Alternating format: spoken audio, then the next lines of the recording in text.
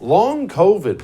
Have you heard this term? I love this term. This seems to be the catch-all term for anything now. Joining me now, my friend Chef Andrew Gruel, also John Phillips, host of the John Phillips Show. John, let's begin with you. The HHS suggests mask mandates are still necessary because of, and I quote, long COVID. John, could you explain exactly what long COVID is? I've never really understood it.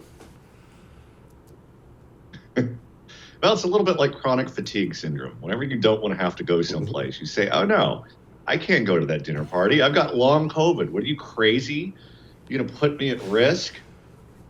And I'll tell you, I knew that they were going to try to bring the mask back this Christmas season because they just can't help themselves.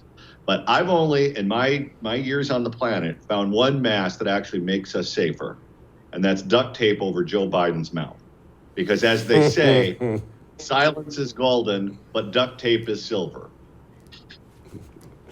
Chef, why would they bring it back now? I mean, these are not popular. Even in places, you go to blue places, you walk downtown New York City, and no one's in a mask, or not many people are in a mask. Why attempt something with no popularity? Well, for me, it's symbolic, right? So it's a symbol that you're in control, that the government is in control, the state is in control, and you're going to wear it on your face, and you're going to let everybody know that you're an obedient little sheep.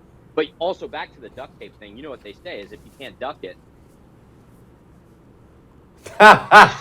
No, it's a family show. It's a family show, Chef. I didn't say it. You did good. You did good.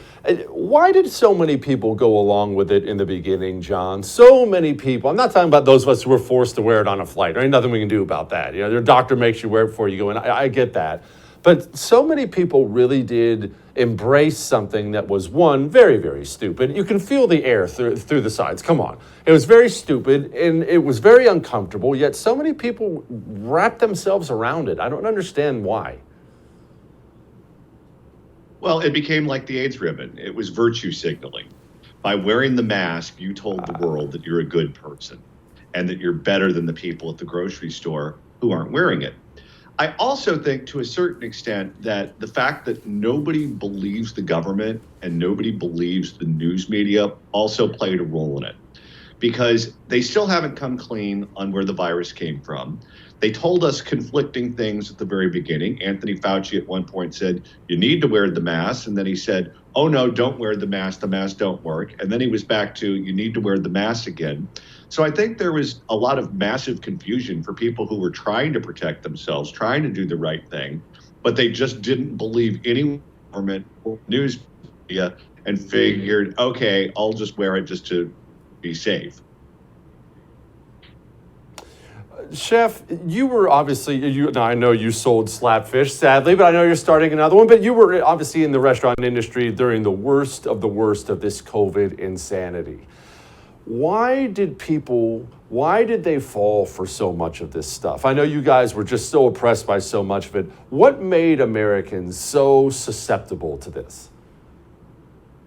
Well, you got to understand two things. Number one is that I'd say 90+% of Americans only read headlines, and the headlines got as scary as they could get. There was fear-mongering. The scare tactics were just the primary form of communication. Once they scare you, well, then they can scare you into doing anything. So even if there's the slight chance that the mask can save you or it can help somebody else by virtue of those headlines, I'm going to wear the mask. That was the general mindset. And then, of course, you know, the other piece I say that I think that a lot of people don't talk about here is that during COVID, there were no sports.